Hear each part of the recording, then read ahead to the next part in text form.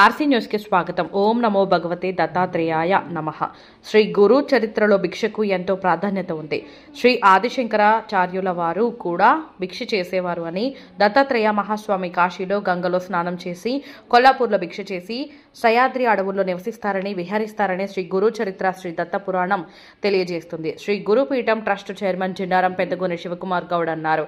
శ్రీ దత్తాత్రేయ మహాస్వామిని స్మరించేవారి, పూజించేవారి ఇంటికి భోజన సమయానికి దత్తాత్రేయ స్వామి ఏదో రూపంలో వస్తారని శ్రీ గురు చరిత్ర చెబుతుంది అని, దానికి ఎన్నో దృష్టాంతాలు, భక్తుల అనుభవాలు ఉన్నాయి అని ఆయన అన్నారు. శ్రీ షిరిడి సాయిబాబా స్వయంగా కొందరు భక్తుల ఇళ్లలోకి వెళ్లి భిక్ష స్వీకరించేవారు అని, ఒక్కొక్క రోజు 3 సార్లు కూడా భిక్ష చేసేవారు అని తెలుపుతూ, దానిలో పరమార్థం భిక్ష ఇచ్చేవారిని పూర్వజన్మ కర్మల నుండి కర్మరాహిత్యం చేయడమే అని, మానవ జన్మల నుండి ముక్తిని ప్రసాదించడమే అన్నారు. ఒకరోజు బాబా వద్దకు గోవా నుండి 2 భక్తులు వచ్చి, ఒక భక్తుడు 15 రూపాయలు దక్షిణ ఇవ్వగా బాబా స్వీకరించారు అని, మరో భక్తుడు 30 రూపాయలు దక్షిణ ఇవ్వబోగా నిరాకరించారు అని అన్నారు. అక్కడున్న శ్యామ తనకు అర్థం కాక ఒకరి దక్షిణ స్వీకరించారు, మరొకరి దక్షిణ నిరాకరించారు అని సాయిబాబాను అడగగా, శ్యామ ఈ భక్తుడు తనకు ఉద్యోగం వస్తే మొదటి నెల జీతం మీకు సమర్పిస్తారని దత్తాత్రేయ స్వామికి మొక్కుకున్నారు. ఉద్యోగం వచ్చిన తర్వాత అతను ఆ విషయం మరిచినందుకు నేను అతన్ని ఇక్కడికి రప్పించి ఆ బాకీ ఉన్న 15 రూపాయలు ఇప్పుడు ఇలా అడిగి తీసుకున్నాను. నాకు కుటుంబం లేదు కావున నేను డబ్బు నిలువ చేయరాదు కనుక మరొక భక్తుని దక్షిణ నిరాకరించాను అని బాబా అన్నారు అని తెలుపుతూ, షిరిడి సాయి తన వద్దకు వచ్చే వారి నుండి దక్షిణ అడిగి తీసుకునేవారు, దక్షిణ ఇప్పుడు మీరు మొక్కలు నాటడం వంటిది అనేవారు అన్నారు.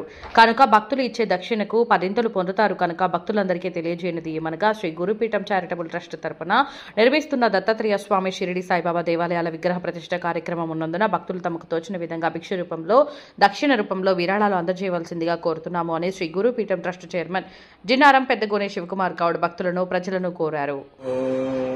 శ్రీ సాయిరామ్ గురుదేవ దత్త.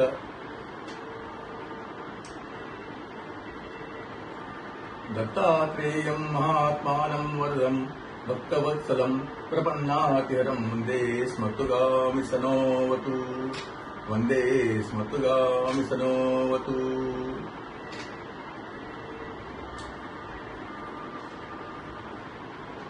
ఈరోజు నేను భక్తులందరికీ భిక్ష గురించి వివరిస్తాను.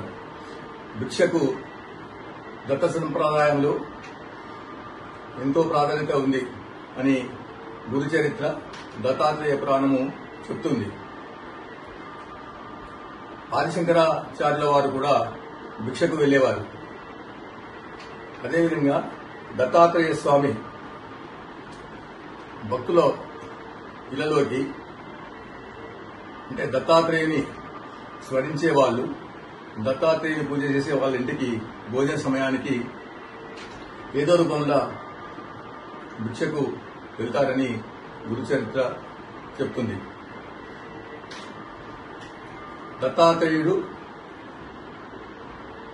కాశీలో గంగలో స్నానం చేసి, కొల్లాపూర్లో భిక్ష చేసి, సయాద్రి అడవుల్లో, సయాద్రి పర్వతాలపై నిద్రిస్తాడని, అక్కడనే విహరిస్తాడని గురుచరిత్ర దత్త పురాణాలు చెప్తున్నాయి.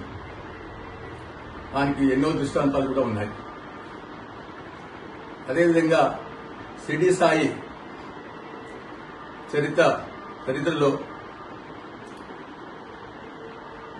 షిరిడి సాయి భక్తుల ఇళ్లలోకి వెళ్లి భిక్షను స్వీకరించిన విషయము భక్తులందరికీ తెలుసు. సాయిబాబా కొన్ని ఇళ్లలోకి మాత్రమే, 5-6 ఇళ్లలో మాత్రమే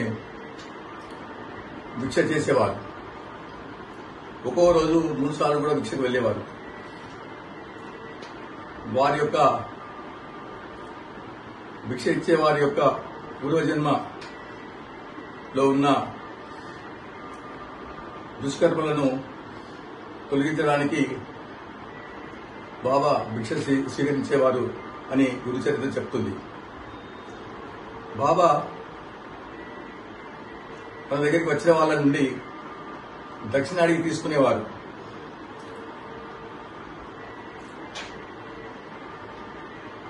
దానికి బీదవాళ్ళు అని గొప్పవాళ్ళు అని తేడా ఉండేది కాదు.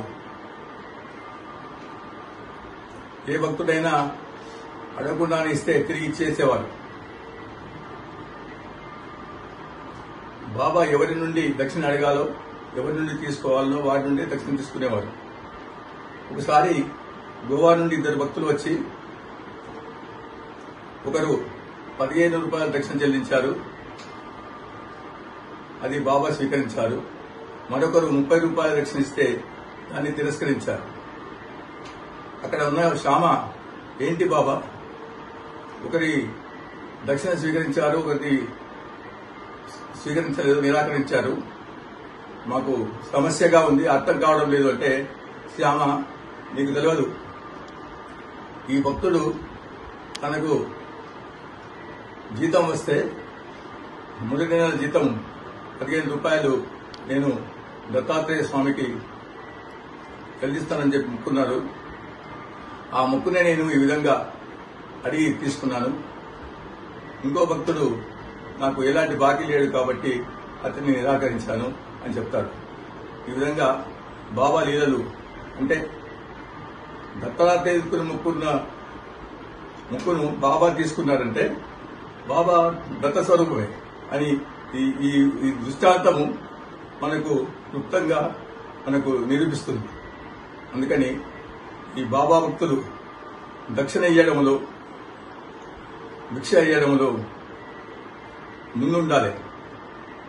నేను ఈ సందర్భంలో భక్తులందరికీ తెలియజేసిందంటే, ఈ గురుపీఠం చారిటబుల్ తరపున నిర్మిస్తున్న దేవాలయాలు, దత్తాత్రేయ మహాస్వామి పంచాయతనం, తర్వాత షిరిడి సాయిబాబా దేవాలయాలు ప్రతిష్టా కార్యక్రమాలు ఉన్నందున భక్తులందరూ ముందుకు వచ్చి తమ తమ స్తోమతతో విరాళాలు అందించాలని, ఆ స్వామి యొక్క ఆశీస్సులు పొందాలని, మీకు స్వామి యొక్క కరుణ ఆశీస్సులు ఎల్లవెల్లా ఉంటాయని మీకు అందరికీ తెలియజేస్తూ, మీరందరూ ముందుకు వచ్చి సహకరించాలని చెప్పి శ్రీ గురుపీఠం తరపున నేను మరోసారి మీకు అందరికీ వినవిస్తున్నాను. అవధూత చింతన శ్రీ గురుదేవ దత్త.